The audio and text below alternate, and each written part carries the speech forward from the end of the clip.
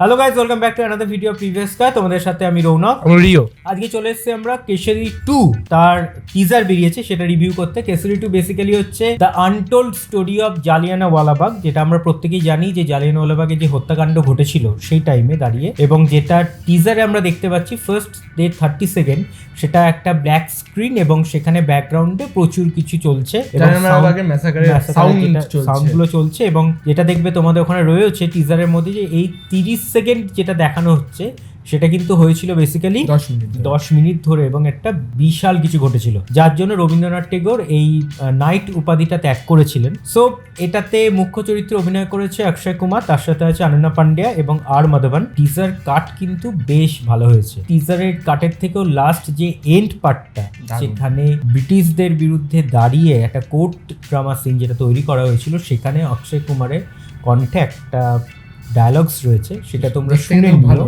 Just 2 অক্ষরের সেটা। এবং এটা বলতে গেলে কিন্তু একটা বুকের পাটা দরকার। এটা ডিরেক্টর হচ্ছে করণ সিং ত্যাগী এবং এটার প্রোডাকশনে হচ্ছে করণ জোহর, সো ধর্মা প্রোডাকশন, এবং দুজনে করণের কাজ এটা। এবং টিজারটা দেখে কিন্তু ভীষণ আমি এক্সাইটেড, কারণ এটা কিন্তু বেশ একটা ভালো টিজার হয়েছে। তাছাড়া অক্ষয় কুমারের কিন্তু অনেক দিন পর এটা মনে হয় কামব্যাক করতে পারবে, এরকম একটা স্ক্রিপ্ট পারবে মনে হচ্ছে আমাদের একদম। কারণ অক্ষয় কুমারের সামনে অনেক কিছু রয়েছে, বা এই প্রিভিয়াসেও আমরা যে কাজগুলো দেখেছি সেইগুলোতে অক্ষয় কুমার ঠিক মতন হয়নি, মজা পাইনি। হ্যাঁ, অবভিয়াসলি। সো সেই দিক থেকে দেখতে গেলে এটাতে যে একটা অক্ষয় কুমারের কামব্যাক হবে এটা কিন্তু বোঝা যাচ্ছে। আগামী 18 এপ্রিল রিলিজ, তার মানে তার আগে এটা একটা ট্রেলারও বেরোবে। তবে আমি এটা বলবো, যেহেতু কনসেপ্টটা জালিয়ানওয়ালাবাগ, সো তার জন্য অডিয়েন্স কিন্তু একটা দেখার জন্য কিন্তু যাবে, এটুকু কিন্তু শিওর। কিন্তু একটা প্রশ্ন আছে, যেটা হচ্ছে সুজিত সরকারের, আপনারা যদি লাস্ট একটা সিনেমা আফগান টুটকের আগে একটা সিনেমা বেরিয়েছে, সেটা সর্দার উদ্যম, সেটা প্রাইমে রিলিজ হয়েছিল।